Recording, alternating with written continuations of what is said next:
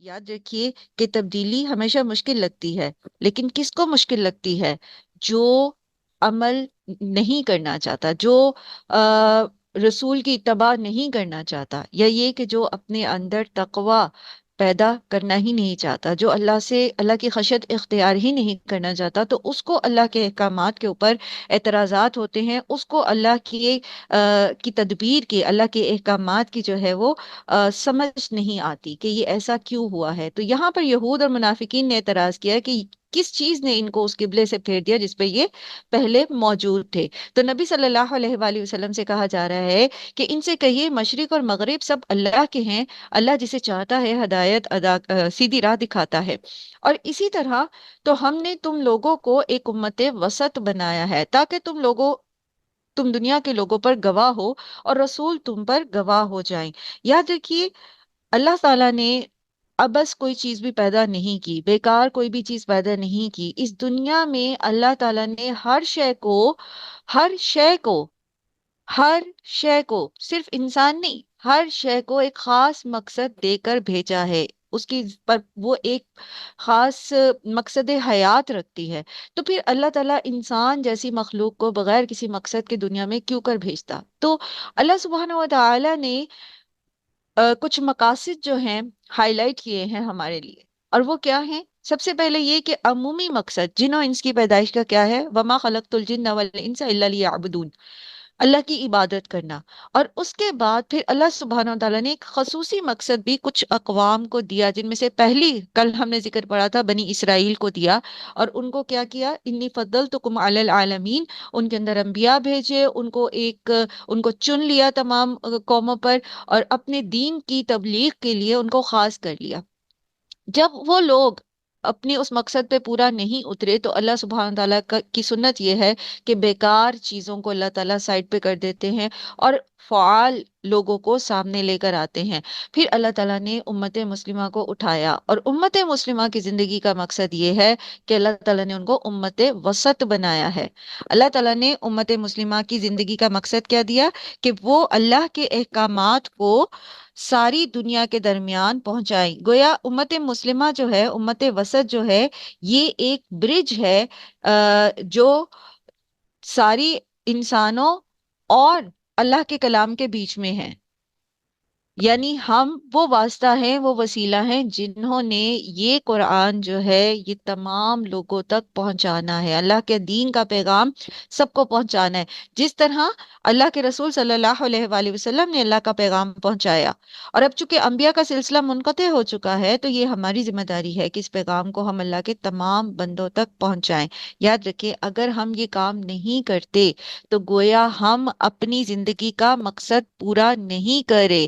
جس چیز کے لیے اللہ نے ہمیں مسلمان بنایا ہے، جس چیز کے لیے، جس کام کے لیے اللہ نے ہمیں سلیکٹ کیا ہے، ہم اسی کو پورا نہیں کرے تو پھر اللہ سبحانہ و تعالیٰ کو ہم آخرت میں کیا جواب دیں گے؟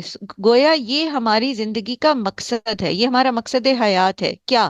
کہ قرآن سیکھے اور پھر تمام دنیا تک، تمام نان مسلمز تک، اور مسلم جو قرآن سے غافل ہوئے بیٹھے ہیں ان تک پہنچائے۔ جس طرح پہلے جس طرف تم رخ کرتے تھے اس کو ہم نے صرف یہ دیکھنے کے لیے قبلہ مقرر کیا تھا کہ کون رسول کی پیروی کرتا ہے اور کون الٹا پھر جاتا ہے۔ یہ معاملہ تھا تو بڑا سخت، مگر ان لوگوں کے لیے کچھ بھی سخت ثابت نہ ہوا جو اللہ کی ہدایت سے فیضیاب تھے۔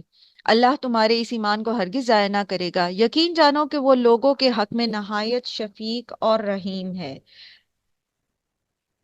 مسلمان پہلے بیت المقدس کی طرف منہ کر کے نماز پڑھتے تھے، پھر ان کو حکم دیا گیا کہ وہ بیت اللہ کی طرف یعنی مسجد حرام کی طرف منہ کر کے نماز پڑھنا شروع کر دیں۔ یہ جو قبلے کی تحویل کا مقصد تھا، یہ مقصد صرف یہ تھا کہ یہ جانا جاتا، یعنی یہ آزمائش تھی، یہ ایک ٹیسٹ تھا۔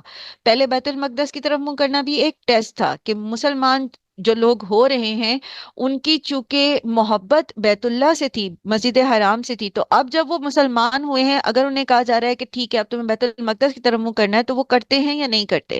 پھر یہ کہ جب مدینہ میں آ گئے تو مدینہ کے جو منافقین تھے، جو اندر سے ہم نے کل پڑھا کہ وہ یہود تھے یا غیر مسلم تھے، اور اوپر سے وہ اسلام لے کر آئے تھے، زبانی اسلام تھا، دل میں ان کے دین نہیں تھا، تو وہ بیت المقدس کی طرف جب وہ یہود نماز پڑھتے تھے تو they were quite comfortable with their own قبلہ، وہ پڑھتے جا رہے تھے، ان کو کوئی ایشو نہیں تھا۔ اب امتحان یہ تھا کہ کون رسول کی پیروی کرتا ہے، یعنی اب کون اگر واقعی سچا مسلمان ہے، تو جس طرح ان کے لیے پہلے مشکل نہیں تھا بیت المقدس کی طرف منہ کرنا مسجد حرام کو چھوڑ کے، اسی طرح اب بھی ان کے لیے مشکل نہیں ہوگا کہ وہ اس کو بیت اللہ کو سوری بیت المقدس کی بجائے بیت الحرام کی طرف منہ کر لیں۔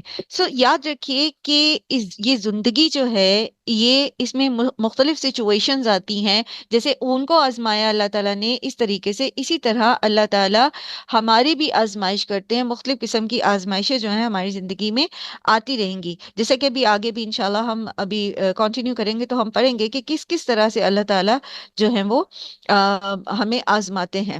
بہرحال یہاں پر ان کی آزمائش یہ تھی کہ کون رسول کے پیچھے چلتا ہے اور کون الٹا پھر جاتا ہے۔ ہماری زندگی میں بھی ایسے معاملات آتے ہیں جہاں اللہ کی ہمارے سامنے اللہ کے رسول کی ایک سنت آ جاتی ہے، اللہ کے رسول کا ایک طریقہ آ جاتا ہے، مستند روایت سے ہم پہ ثابت ہو جاتی ہے وہ بات، قرآن کی کوئی آیت ہمارے سامنے آ جاتی ہے، اور دوسری طرف ہماری اپنی چاہ ہوتی ہے۔ اب یہ آزمائش ہوتی ہے، کون اللہ کے رسول کے طریقے کو فالو کرتا ہے اور کون الٹے پیروں پھر جاتا ہے، یعنی وہ جو کل ہم نے پڑھا تھا نا، جو کنارے کنارے رہ کر عبادت کرتے ہیں اللہ تعالیٰ کی۔ تو بیسیکلی ہماری زندگی میں دن اور رات میں ہر وقت کوئی نہ کوئی اس طرح کے معاملات پیش آتے رہتے ہیں، وہاں ہمیں رکنا ہے، سوچنا ہے، اور چوائس جو ہے وہ ہمیں اپنی آخرت کو سامنے رکھتے ہوئے بنانی ہے۔